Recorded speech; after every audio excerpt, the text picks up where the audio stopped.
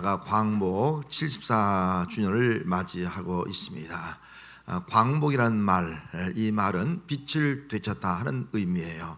그러면 우리나라가 반대로 이야기하면 우리는 일제강점기 35년 동안 빛이 없는 민족이었다. 빛이 없는 민족, 어둠의 민족, 절망과 암흑의 삶을 살아가는 그런 시대였다 하는 것을 알 수가 있는 겁니다.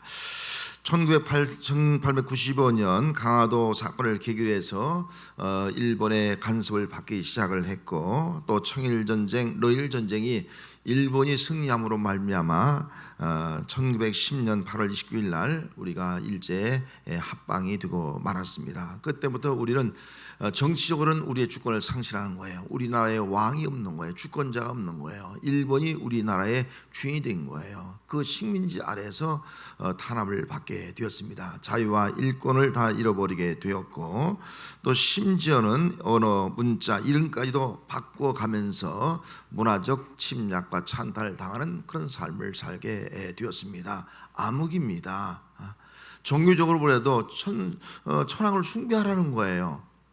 우리 기독교인도 하나님을 믿는데, 예수 믿는데 천황을 숭배하라는 거예요.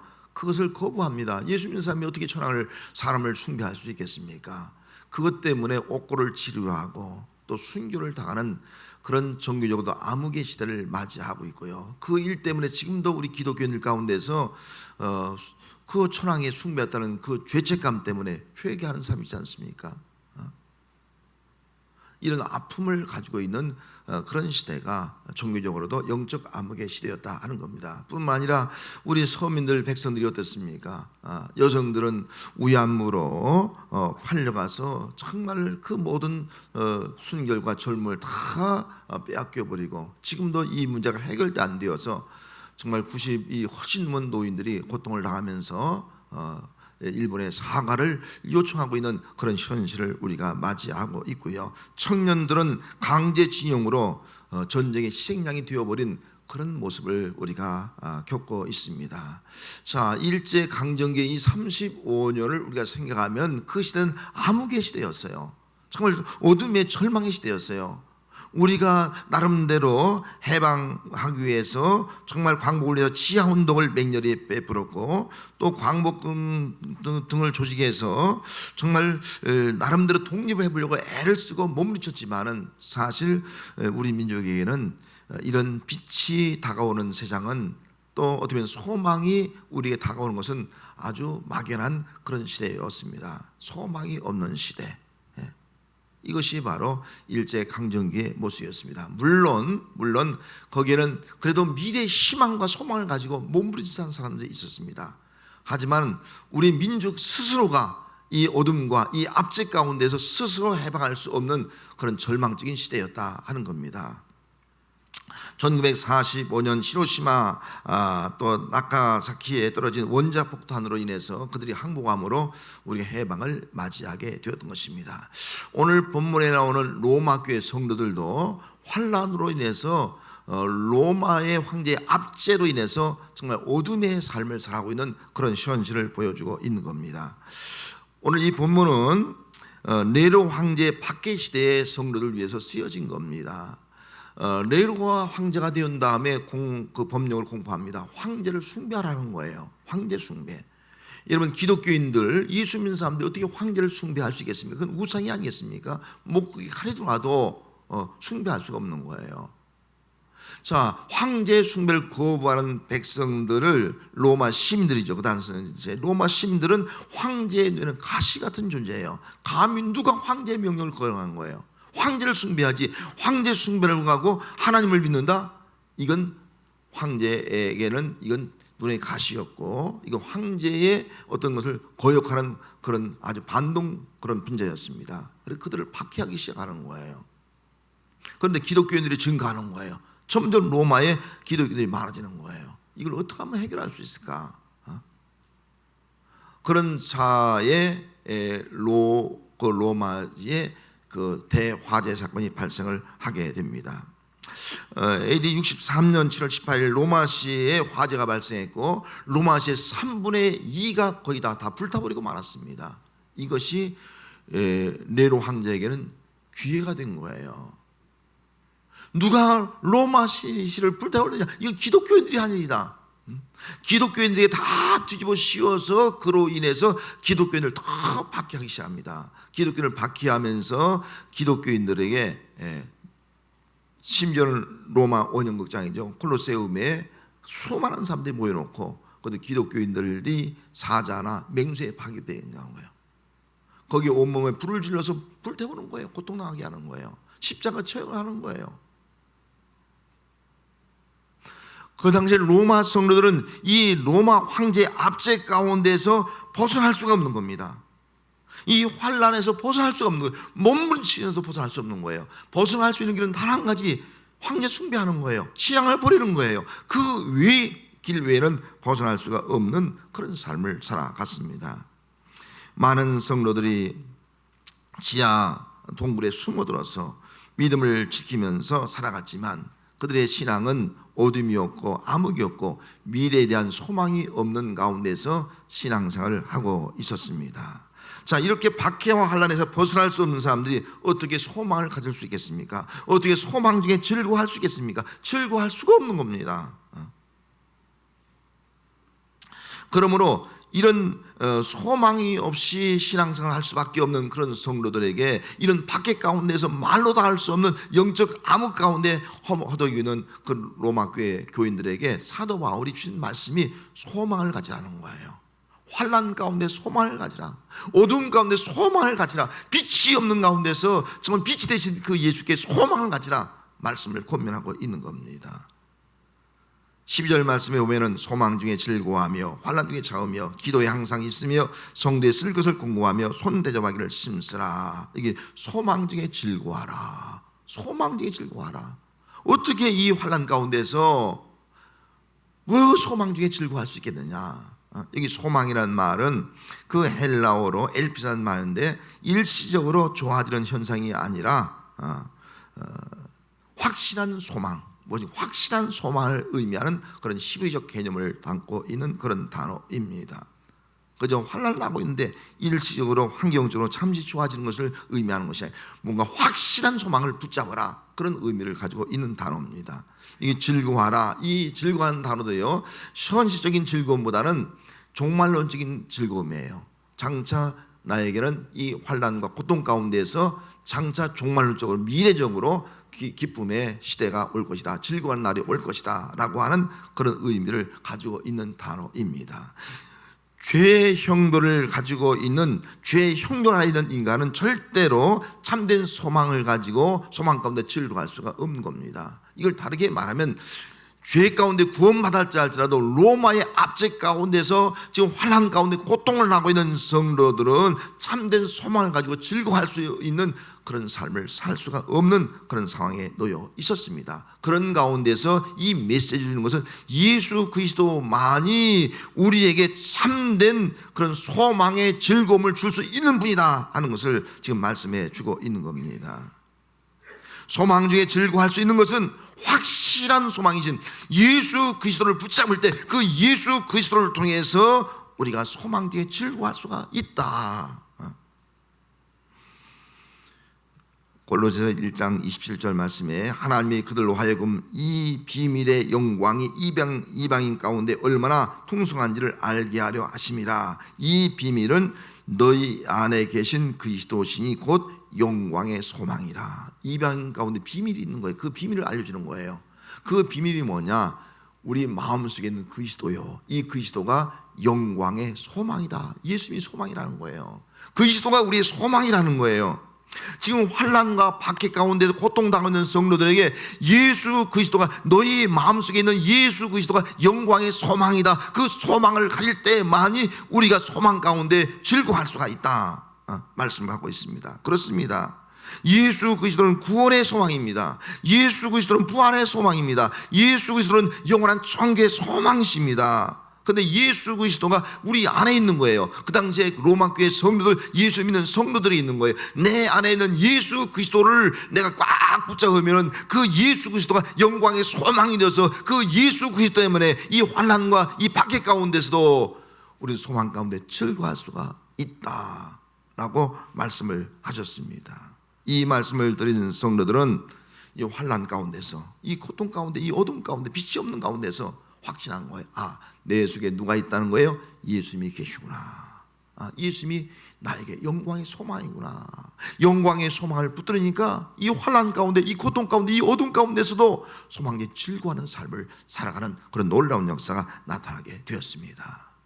자, 소망 가운데 즐거워하는 성도들의 모습을 오늘 본문에서 찾아볼 수가 있습니다. 먼저 12절이에요. 환난 중에 참으며. 예수님이 나에게 소망이 되니까, 영생의 소망이 되니까, 영광의 소망이 되니까, 지금은 어렵지만 영광의 소망을 바라보면서 환난 가운데 참는 거예요. 참는다. 이 참다는 말은 그 미래를 그냥 고통을 참는 것이 아니라 무엇인가를 기다리며 참는 거예요. 기다리며 참는 것. 여기 환난이라는 말도 억압하다, 누르다, 짓누다라는 거예요. 이 말의 의미는 지금 로마 황제에 의해서 짓누르고 어방을 당하고 집합인다 할지라도 장차 미래에 우리에게 주어질 어떤 해방이 있는 거예요. 미래에 이루어질 자유가 있는 거예요. 미래에 이루어질 구원이 있는 거예요. 이걸 믿고 우리 소망 가운데 참는 거예요. 환난을 참는 거예요. 참는 거예요. 그리고 로마 교인들은 참았습니다. 끝까지 견디는 구원을 얻을 것이다, 이 말씀을 붙잡고 환난 가운데 참았습니다. 너희가 본 그대로 내가 다시 오실 것이다, 이 말씀을 굳게 붙잡고 끝까지 참았습니다. 지금은 환난 나가지만 이 환난 이후에 우리에게 영광이 주어질 것이다, 이 믿음을 가지고 끝까지 참았습니다. 내 안에 계신 예수 그리스도가 소망인 성도들은 황제가 아무리 잔혹하게 박해해도 그 환난 가운데 참았습니다. 수많은 사람들이 구경하는 원형극장에서 맹수의 밥이 되어지고 그 몸이 불타 고통을 당하며 죽어간다 할지라도, 십자가에 청될지라도 참는 거예요. 참는 거예요. 배반하지 않고 믿음을 접지 않고 끝까지 믿음을 참는 것.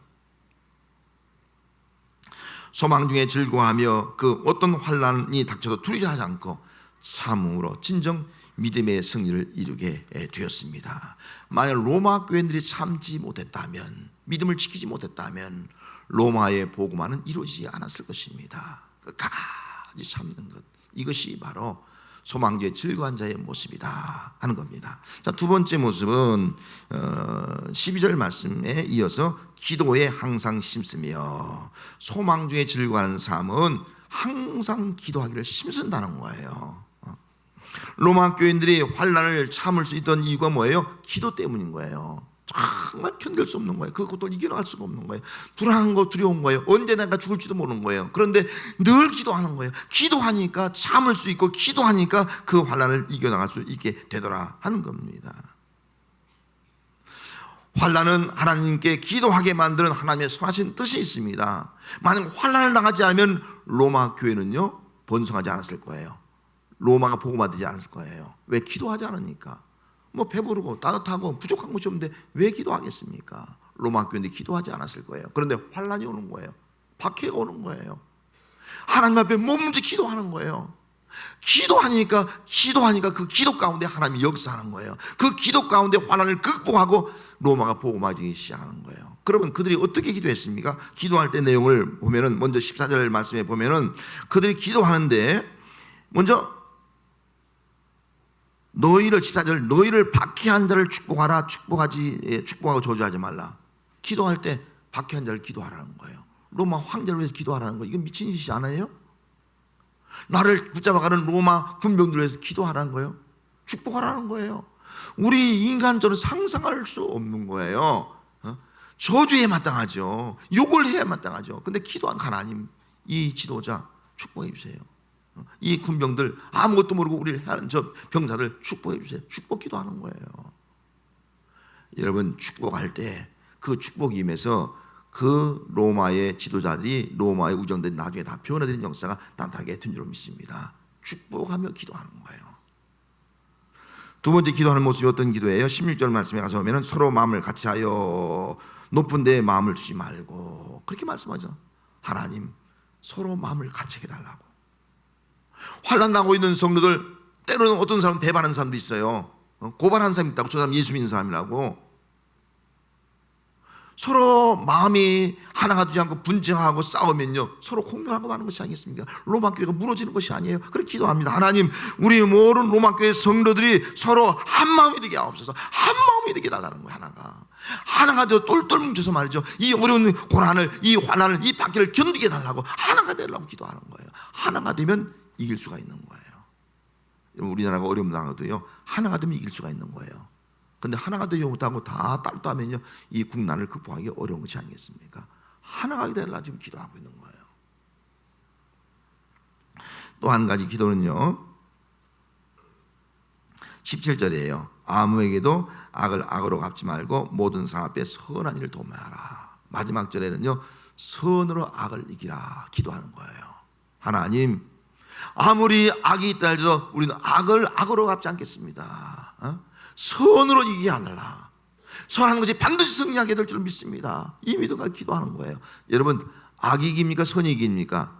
반드시 선이 이기게 될 줄 믿습니다. 그래서 우리 예수 믿는 사람은 기도하는 거예요. 악을 악으로 하지 말고, 보복하지 말고 선으로 갚게 달라. 그렇게 기도하니까 하나님의 선한 역사가 나타나서 하나님의 구원의 승리가 로마 교인들에게 나타나고 또 우리에게 나타나게 된 줄로 믿습니다. 그래서 로마 교인들은 이렇게 기도한 거예요. 박해 가운데, 소망 가운데 즐거워하면서 하나님께 간절히 기도해서 이 기도의 역사가 로마 교인들에게 나타나게 되었습니다. 또 한 가지는 그들은 기도할 때, 그들은 13절 말씀에 보면은 성도들의 쓸 것을 궁금하며 손대발을 심쓰라, 그렇게 말씀하고 있지 않습니까? 그들은 예수 믿는 이유 때문에, 또 황제 숭배를 거절하기 때문에 때론 재산을 다 몰수당합니다. 토지자산을 몰수당하면 가진 것이 없는 거예요. 그리고 그것 때문에 지하 동굴에 숨어둡니다. 그런 필요한 일상생활에 필요한 그런 생활 필수도 없는 거예요. 그럼 어떡합니까? 서로 도와주는 거예요. 필요하다 공급해 주는 거예요. 다 도와주는 거예요. 왜 도와줍니까? 우리 함께 한 공동체예요. 한 가족이에요. 도와주는 거예요. 서로 공급해서 서로 도와줘서 그 어려움을 서로 극복해 나갈 수 있는 진정한 믿음과 사랑의 공동체, 예배 공동체를 이루고 있는 것을 알 수가 있습니다. 그로 인해서 그들이 믿음을 지켰고 또 로마 교회가 그 환난과 박해를 이겨 승리해서 로마를 복음하는 그런 놀라운 역사가 나타나게 된 줄로 믿습니다.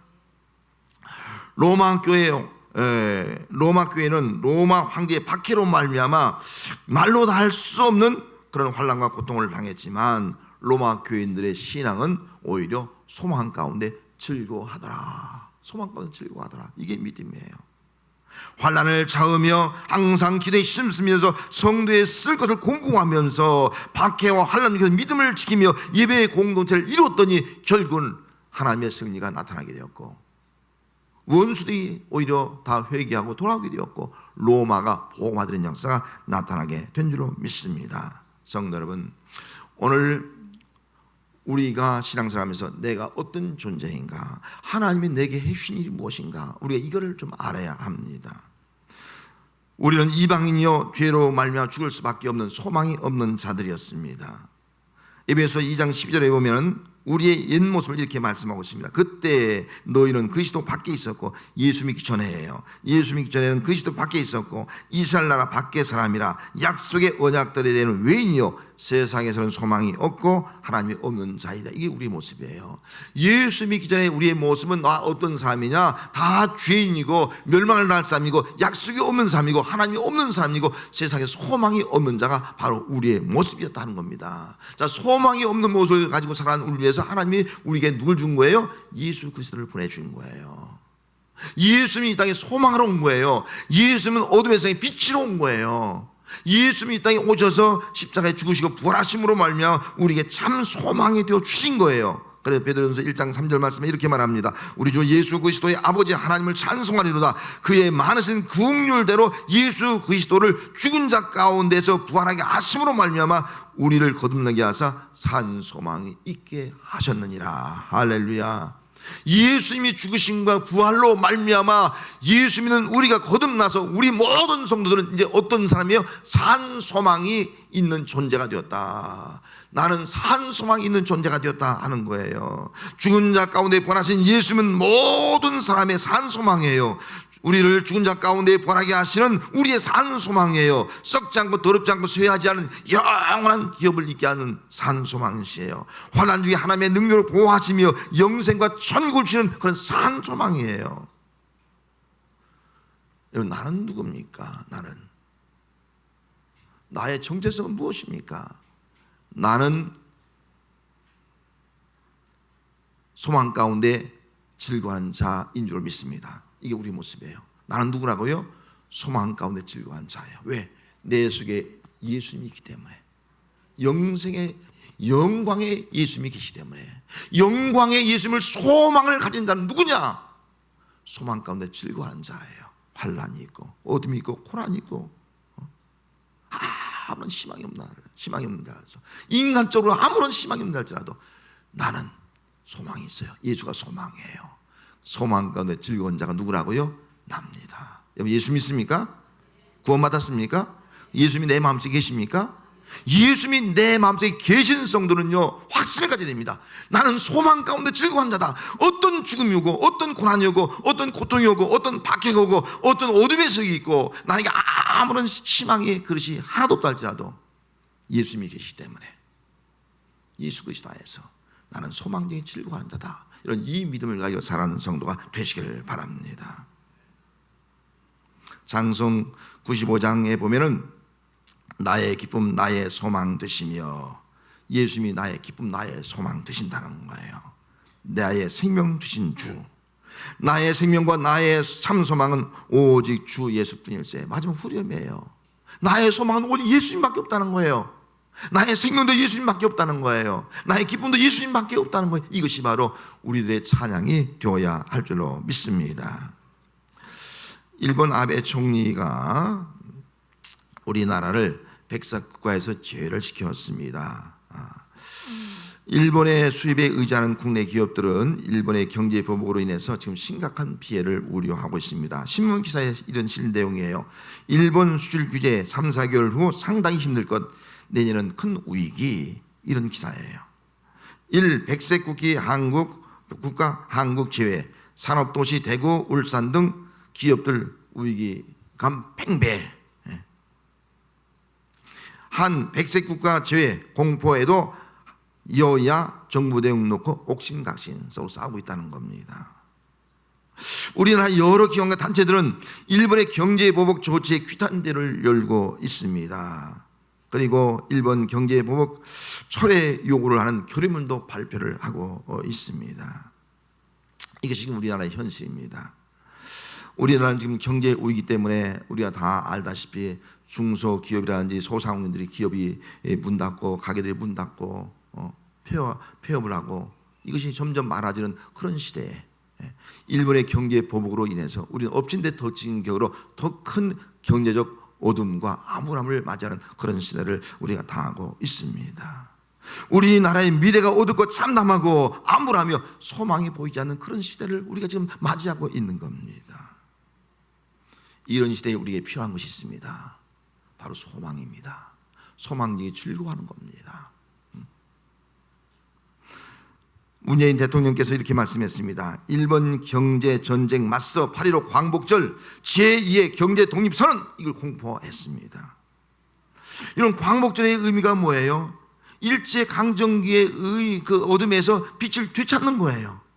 이번에 이 일본의 이런 강제 어떤 경제 어떤 우욕과 또 경제 보복에서 경제 침략에서 다시 한번 우리의 희망을 되찾다 하는 그런 의미가 아니겠습니까? 대통령께서 일본 경제 전쟁에 맞서서 8.15 광복절에 말씀하신 것은 이 민족이 당하는 경제적 어두움과 암흑에서 빛을 되찾다는 겁니다.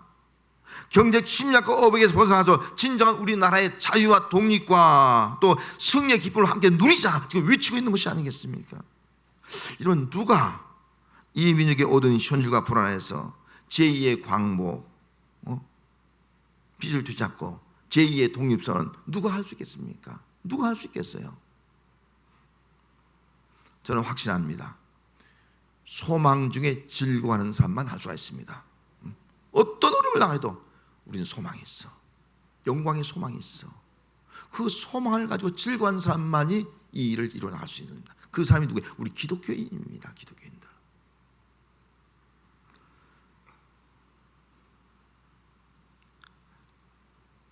빛이요 영광의 소망이신 예수님은 어둠을 빛으로 바꾸셨습니다. 영광의 소망이신 예수님은 절망을 소망으로 바꾸십니다. 죽음을 부활로 바꾸십니다. 위기를 기회로 바꾸십니다. 이것이 예수님의 역사가 아니겠습니까?